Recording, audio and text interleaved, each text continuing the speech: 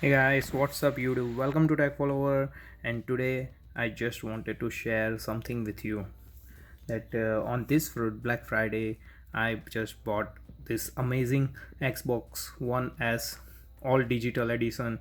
It's support 4K, it's having good gaming, and it's really amazing device, and it just cost me $179.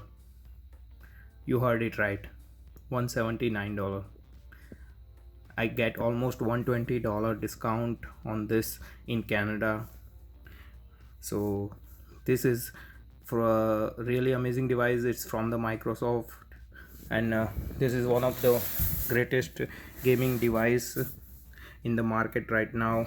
It support 4K HDR, disc free gaming.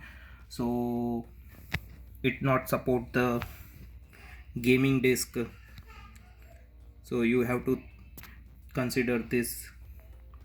So it's just all digital, so you just need to download from their Xbox store all the games. It's all digital format, so you just download and play it. That's it, you don't need to worry about. It's include the three gaming also: Minecraft, Sea of Thieves, Froza, Horizon 3.